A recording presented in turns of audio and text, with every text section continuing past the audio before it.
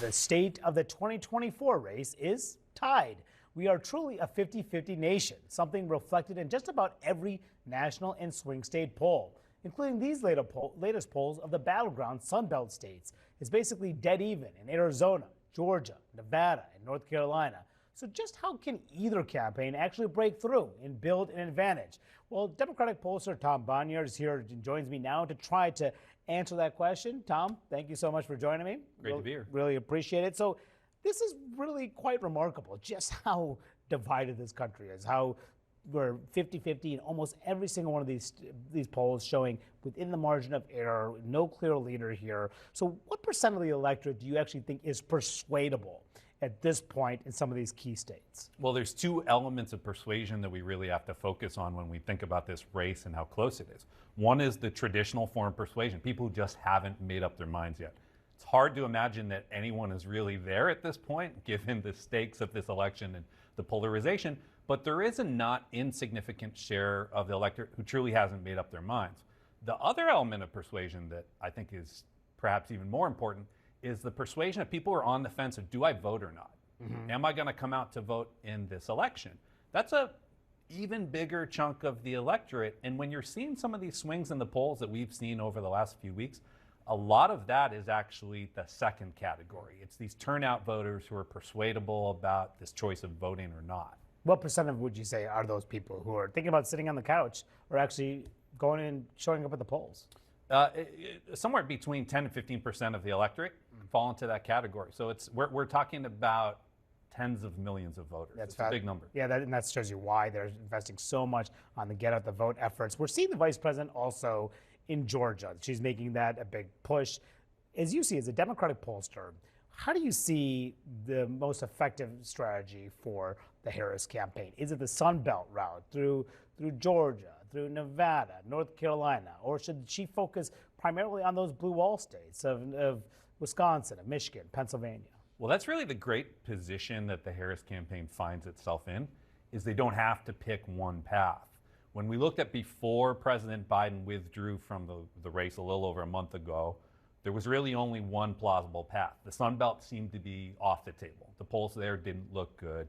And so we were talking about scenarios that could be electoral college tie if the president swept. On a good day, on like the best possible day. And needing to get the one electoral vote from Nebraska.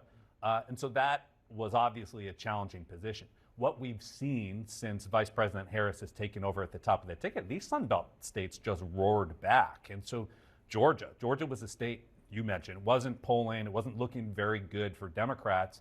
And now in the average of polls, Vice President Harris is winning in Georgia. Same thing with Nevada. There's a big reason for that. These are young states, and they're states with a lot of voters of color. These are the voters who were on the fence prior to the candidate change, and now are feeling a lot of enthusiasm. Does it make sense? So look, some of the polling from yesterday, from the Fox News poll, tested what's happening down ticket as well. But obviously, there's a major race for both the House and the Senate. It looked at some of the Arizona Senate candidates, the Nevada Senate candidates, and the North Carolina gubernatorial race. In all of these races, the Democrat is up by double digits, well outside the margin of error, even as Harris and Trump are within the margin of error. Does that make sense to you as a pollster?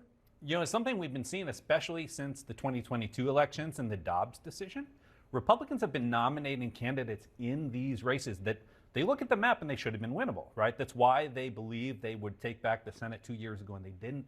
They're nominating candidates that are just outside of the mainstream. And so Democratic voters are thinking split ticket voting, because split ticket voting hasn't really happened as much in the Trump years. It's actually been pretty rare, particularly in Senate races. You're right. We potentially could see more split ticket voting in this November election in those states, especially in those competitive Senate states. Again, you mentioned Arizona, Nevada. There are some others, even in the blue wall states, where you're seeing the Democratic Senate candidates are incredibly strong, and frankly, the Republican candidates aren't. Speaking of Harris, some of the numbers here, and Harris versus Trump on some of the issues here. This is according to the same Fox News poll, asking voters in those battleground Sunbelt states about how they view these two candidates. On abortion, Harris winning Harris winning also on healthcare by double digits, but on immigration, still a sizable Trump advantage there. And then the economy, the all-important issue of the economy, still an 8-point lead. So how can Harris win with Trump if he continues to maintain this lead over her by outside the margin of error on the economy specifically? Well, first of all, the polling is mixed there. We have seen polls in the last 2 weeks that have actually shown Vice President Harris coming into the lead on the perception of who's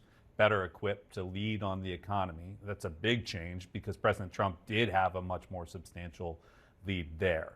On immigration, look, Republicans have run this sort of fear tactic campaign that it's the last few months of every campaign. It just doesn't seem to be working at this point. They've seen that President Trump and Republicans torpedoed the actual common sense legislation in Congress.